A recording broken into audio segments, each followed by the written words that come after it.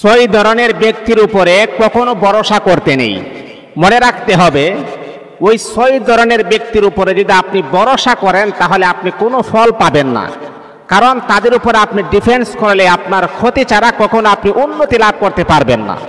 একটা জিনিস মনে রাখবেন, একজন মানুষের কাছে যখন কোনো জিনিস দেওয়ার মতো ক্যাপাসিটি তার কাছে আছে, তখন যদি আপনি তার কাছে চান তাহলে সে দিতে পারবে।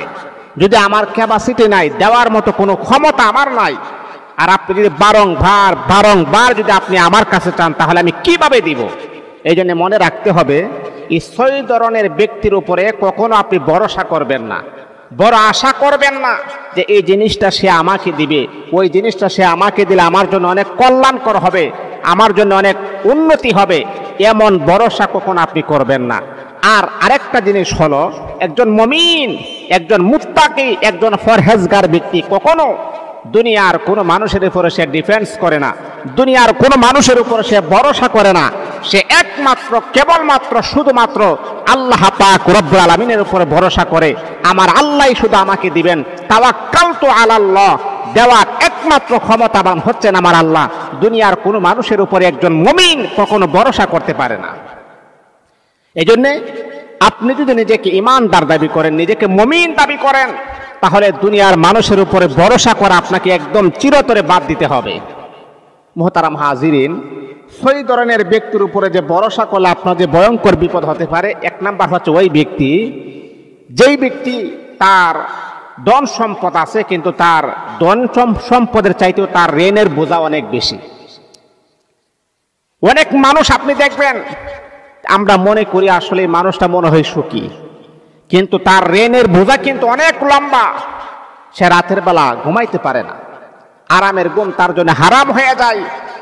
পাওনাদার ব্যক্তি তার কাছে চলে আসে টাকা দেওয়ার জন্য, সে ঘুমাইতে পারে না, শুধু টেনশন আর টেনশন। যেই ব্যক্তির এত টাকা পয়সা ঋণ, তার কাছে যদি আপনি বলেন যে ভাই আমাকে 1 লক্ষ টাকা দেন, তাহলে কি সে দিতে পারবে? কিন্তু আপনার একটা ভরসা ছিল, আমি যদি বাহিরে যাই অথবা বিদেশে যাই, আমার চাচা তো অনেক টাকা পয়সার মালিক, আপনি মনে মনে ভাবতেছেন, কিন্তু আপনি তো জানেন না আপনার চাচা লক্ষ লক্ষ টাকা পয়সার ঋণের মধ্যে পড়ে আছে। এই যে আপনার চিন্তা চেতনা, আমি আমার চাচার কাছে যদি আমি চাই অথবা যার কাছে যদি আমি চাই, অবশ্যই আমাকে নৈরাশ করবে না। কিন্তু যাদের ঋণের বোঝা বড় হয়ে যায়, তাদের কাছে আপনি যতই চান না কেন, তারা কখনো আপনাকে দেওয়ার মতো ক্যাপাসিটি তারা রাখে না। এক নাম্বার হচ্ছে ওই ব্যক্তি, যেই ব্যক্তির ঋণের বোঝা বড় বেশি হয়ে যায়, সেই ব্যক্তির কাছে আপনি কখনো ভরসা করবেন না। 2 নাম্বার হচ্ছে এমন ব্যক্তি যার কাছে জীবনের চাইতেও সম্পদের দাম অনেক বেশি। এমন ব্যক্তির উপরে ভরসা করবেন না। জীবন চলে যাক, তারপর আমার সম্পদ থাকতে হবে, এমন ব্যক্তির উপরে আপনি ভরসা করবেন না। যেই ব্যক্তির কাছে নিজের জীবনের চাইতে সম্পদের মূল্য বেশি হয়ে যায়, এমন ব্যক্তির উপরে যদি আপনি ভরসা করেন, তাহলে মুসলমান আপনি শুনতে হবে, আল্লাহর কসম, এমন বন্ধু যদি আপনি পেয়ে যান, তাহলে তার কাছ থেকে আপনি দূরে চলে আসবেন। যদি না আসেন মুসলমান বন্ধু, আপনার জীবনটা পর্যন্ত সর্বনাশ হয়ে যেতে পারে। কারণ তার কাছে আপনার কোনো মূল্য থাকবে না। যদি আপনি ভয়ঙ্কর বিপদের ভিতরে পড়ে যান, টেনশনের ভিতরে যদি আপনি পড়ে যান, এমনও হতে পারে ওই ব্যক্তির কাছে যেহেতু সম্পদের সবচাইতে মূলধন, আপনার জীবন যদিও চলে যায়, আপনি যদিও মারা যান, তার জন্য সে একদম বিক্ষুব্ধ হবে না। আপনি চলে যান, আপনি যদি মারা যান, যদি সে 1 লক্ষ টাকা পেয়ে যায়, আপনার জীবনটা সে দিয়া দিবে, তারপরও কিন্তু সে টাকার লোভ সামলাতে পারবে না। তার কাছে তো টাকাই হচ্ছে মূলধন। এই জন্যে ওই সমস্ত কুলাঙ্গার ব্যক্তিদের কাছ থেকে বন্ধুত্ব কখনো করার চেষ্টা করবেন না, কারণ তার কাছে সম্পত্তি আসল। তাহলে তার সাথে আপনি কেন বন্ধুত্ব করবেন? যার কাছে জীবনের চাইতে সম্পদের মূল্য বেশি, ওই ব্যক্তির উপরে কখনো আপনি ভরসা করবেন না, কখনো আপনি ডিফেন্স করবেন না। 3 নাম্বার হচ্ছে এমন ব্যক্তি, যে ব্যক্তির আয়ের চেয়ে তার ব্যয় বেশি। মনে করেন আপনি প্রত্যেক মাসে আপনি স্যালারি পাচ্ছেন 10,000 টাকা। এই 10,000 টাকা হচ্ছে আপনার আয়, আপনার উৎস আয়। এখন আপনি চিন্তা ভাবনা করে খরচ করতে হবে।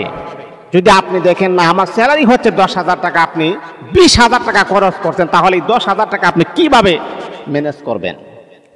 যে ব্যক্তির আয়ের চেয়ে ব্যয় বেশি সেই ব্যক্তির উপরে কখনো আপনি ভরসা করতে পারেন। মোহতারাম হাজিরিন, 4 নাম্বার হচ্ছে যেই ব্যক্তি যোগ্যতার চেয়ে দেখাই বেশি। মনে করেন আমরা তো আসলে অনেক ম্যাক্সিমাম মানুষ আমরা অনেক অহংকার করি, অনেক ফখর করি, অনেক গর্ব করি। আমার যতটুকু এলেম ততটুকু জাস্টিফাই না করে এর চাইতে বেশি বলার চেষ্টা করি। আমরা মানুষকে বোঝাইতে চাই আমি মনে হয় সবচাইতে বড় জ্ঞানী। এরে আল্লাহ তাআলার বান্দা, আমার আপনার নবী দয়াল নবী ১,৫০০ বছর আগে সাহাবায়ে কেরামকে বললেন, ও সাহাবীরা তোমরা জানোনি সর্বশ্রেষ্ঠ ধনী ব্যক্তি হলো ওই ব্যক্তি, জ্ঞানী ব্যক্তি হলো ওই ব্যক্তি, যেই ব্যক্তি মান তাওয়াযা তারফা, যেই ব্যক্তি যত বিনয়ী হবে আল্লাহ পাক রব্বুল আলামিন তার সম্মান মর্যাদা আমার আল্লাহ বানায়া দিবে। ও সাহাবীরা তোমরা জানোনি যাদের ভিতরে ইলম আছে, যাদের ভিতরে আল্লাহ পাক রব্বুল আলামিনের দৌলত মহা দৌলত আমার আল্লাহ ঢুকাইয়া দিয়েছেন, ওই সমস্ত ইলমওয়ালা ব্যক্তি কখনো তাকাব্বুরি করবে না, কখনো অহংকার করবে না। যার ভিতরে যত বেশি ইলম থাকবে সে তত বেশি বিনয় অবলম্বন করবে। যেই ব্যক্তি বিনয় অবলম্বন করবে, যেই ব্যক্তি নিজেকে ছোট মনে করবে, আল্লাহ পাক রব্বুল আলামিন তার সম্মান মর্যাদা আমার আল্লাহ বাড়াইয়া দিবেন। আর আপনি যদি অহংকার করেন, তাকাব্বুরি করেন, আল্লাহ পাক রব্বুল আলামিন দুনিয়াতে আপনাকে ধ্বংস করে দিবেন। যে যত বিনয়ী তার সম্মানটাকে আমার আল্লাহ বাড়াইয়া দিবেন। অহংকার করা যাবে না। আমাদের আছে এত, আমরা দেখাই এত বেশি, এজন্য এটা কখনো করা যাবে না। আর ওই সমস্ত ব্যক্তিদের উপর আপনি কখনো ভরসাও করতে পারেন না। মুহতারাম হাজিরিন, 5 নাম্বার হচ্ছে যে ব্যক্তি পর্যাপ্ত ভাবনা চিন্তা না করে হুটহাট একটা সিদ্ধান্ত নিয়ে দেয়। মনে করেন আপনার মেয়েটাকে আপনি বিবাহ দিবেন, মেয়েটাকে আপনি বিবাহ করাবেন, অথবা ছেলেটাকে আপনি পছন্দ করেছেন কিন্তু ছেলেটাকে জাস্টিফাই আপনি করলেন না। ছেলেটার বংশ কেমন, ছেলেটার চলাফেরা কেমন, বা ছেলেটার অবস্থান কেমন আপনি জাস্টিফাই করলেন না। আপনি হুটহাট করে একটা সিদ্ধান্ত নিয়েছেন। এমন হতে পারে এটা মদকুর হতে পারে, এমন হতে পারে এটা জুয়াকুর হতে পারে, এমন হতে পারে এটা ইয়াবাকুর হতে পারে, এমন হতে পারে এই ছেলেটা মনে করেন অবৈধ কাজকর্ম করতে পারে। এই ছেলেটাকে আপনার মেয়ের জন্য আপনি পারফেক্ট মনে করেছেন। আপনার মেয়ে কয়েকদিন সংসার করার পর দেখবেন এই সংসারটা একদম তছনছ হয়ে যাবে। এই জন্যে এই সমস্ত বিষয় কখনো হুটহাট করে সিদ্ধান্ত নেওয়া যাবে না। আপনি তদন্ত করতে হবে, ইনকোয়ারি করতে হবে।